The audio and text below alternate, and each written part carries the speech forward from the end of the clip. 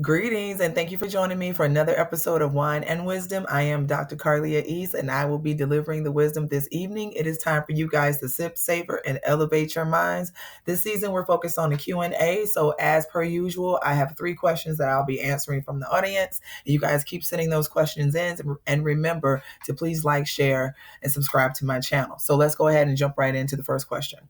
How do I maintain my individuality in a long-term relationship, right? So we've been together some years. So how do I maintain my individuality? Now, I get this question a lot because lots of times I think there is this preconceived notion that we have to sacrifice or give up pieces of who we are in order to be in a relationship. And I get it. To an extent, there are some behaviors that you can't do because you're no longer single. And at the end of the day, that shit's just inappropriate. But I do not believe that we have to give up or forfeit anything that cultivated us and made us unique individuals, or hobbies or activities or things that we enjoy doing, just because we're in a relationship, or just because that person may not see the same value in the things that we see or enjoy the same things that we enjoy. Hello, that's why we're together. We're not the same damn person. The reason why you're attracted to the person that you're with is because you guys were individuals. Yes, you have similarities. Yes, you can come together and make a beautiful symphony, but at the end of the day, you are awesome and fucking great on your own. So how do you maintain your individuality? Keep doing shit by yourself. Keep your friends your friends. What I'm saying is there has to be individuality and autonomy in a relationship.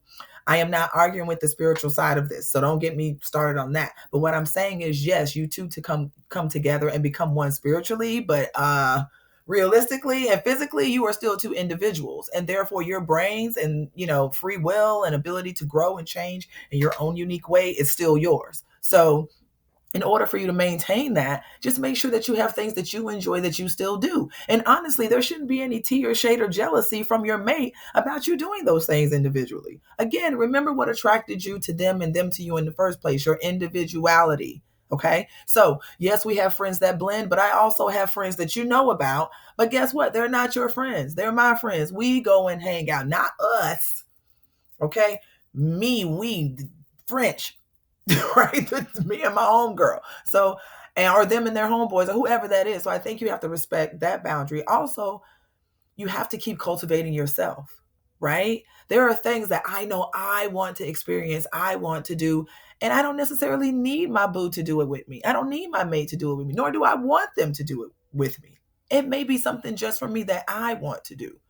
So why should I stop or not do those things because maybe they don't find interest in it or what have you? I am not abandoning my relationship because I'm maintaining my individuality. I am heightening my relationship. I am increasing the opportunity for us to miss each other and want to be with each other, near each other, because we are keeping our individuality straight, which means there's always going to be topics of conversation, exploration, right? And moving forward in our relationship and our dynamic. So I'm just saying, in order to maintain that individuality, do shit by yourself.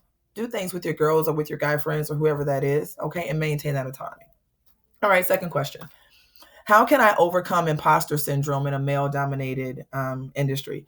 All right, so y'all know imposter syndrome is that thing that creeps up on us and makes us start acting and behaving like we feel like they want us to act and behave, or that we feel is more acceptable for them, or confirms or conforms to their ideology of how we should show up or how we should be. One of the things that I can honestly say is that, I do not go with the grain. And you guys who know me well know I don't. Now, are there levels of conformity in all of our lives? Absolutely. There are rules and standards to appropriateness, right? We got that. But when it comes to posturing, this is really about you foregoing your own sense of self for somebody else's. But I also think there's another side to it as well. And y'all don't beat me up for this. But some shit you have to just accept. Like some things that you may see or view as imposturing is just a part of who you damn it are. And maybe this is not necessarily about you imposturing, but how do I take this element of the thems, right? Those, and recognize that this is something that I vibe with. Like I'm actually feeling that, or this is something that resonates with me. That doesn't mean you're imposturing because you borrow things from different spaces and apply those to yourself. Son, that's called growth. Okay. Seriously. Like we're all eclectic beings. We get our personalities and who we are, not just from our DNA, but also from our outside experiences and sources. So we're pulling from things all the time. I don't just pull everything about my mothering from my mother, even though that is the top tier, but I also pull it from other mothers that I know. Okay. That doesn't mean I'm imposturing. That means I'm taking skill sets that I can make and apply to myself. And then I'm remixing that so that it fits me. So I want you to kind of look at and examine what you feel like you're imposturing on. And if you are indeed, what is it about that area that's attractive to you? Because whatever that is, let's pull those key things out so that you can create and put some heels on it, put a spike on it, put a wedge on it. You get what I'm saying? Put a tie on it, put a cuffling on it, and make it your own shit.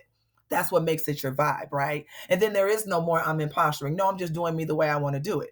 And it was kind of like the ideology that I had to go through with my own argument of am I imposturing? Am I trying to be something that I wasn't? And in some cases I was. I was trying to be too clean cut and I'm not. I was trying to be too demure in my language and I'm not. It is what it is. And so part of that other side of imposturing is also recognizing what are you conforming to or stepping out to that doesn't match your energy.